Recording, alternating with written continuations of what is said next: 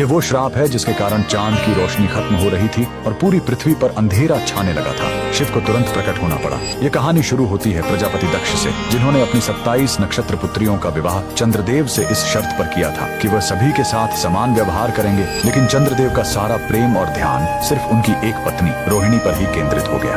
बाकी 26 पत्नियों की उपेक्षा और दुख से जब उनकी शिकायतें प्रजापति दक्ष तक पहुंची तो क्रोधित होकर उन्होंने चंद्रदेव को श्राप दे दिया। तुमने मेरे वचन को तोड़ा है, जाओ, तुम्हारा सारा तेज, सारी कलाएं और तुम्हारी सारी सुंदरता धीरे धीरे खत्म हो जाएगी और तुम क्षय रोग से गल कर नष्ट हो जाओगे। श्राप तुरंत असर करने लगा। चांद का प्रकाश हर पल कम होने लगा, जिससे धरती पर वनस्पतियों और औषधियों का रस सूखने लगा। सृष्टि का संतुलन बिगड़ने लगा। अपने अंत को निकट देखकर भयभीत चंद्रदेव ने ब्रह्मा जी से उपाय पूछा। ब्रह्मा जी ने उन्हें गुजरात के प्रभास क्षेत्र में समुद्र तट पर जाकर महादेव की तपस्या करने को कहा। चंद्रदेव ने उस पवित्र स्थान पर एक शिवलिंग स्थापित किया और घोर तपस्या की। उनकी भक्ति से प्रसन्न होकर भगवान शिव प्रकट हुए। उन्होंने कहा, मैं दक्ष के श्राप को पूरी तरह खत्म तो नहीं कर सकता, लेकिन उसका प्रभाव कम कर सकता हूँ। शिव ने वरदान दिया, तुम कृष्ण पक्ष में 15 दिन क्षीण होगे, लेकिन शुक्ल पक्ष में 15 दिन फिर से पूर्ण हो जाओगे। उन्होंने चंद्र को अपने मस्तक पर धारण कर लिया और चंद्रशेखर कहलाए। और जिस ज्योतिर्लिंग की चंद्र ने पूजा की थी वो सोमनाथ, सोम यानी चंद्र के नाथ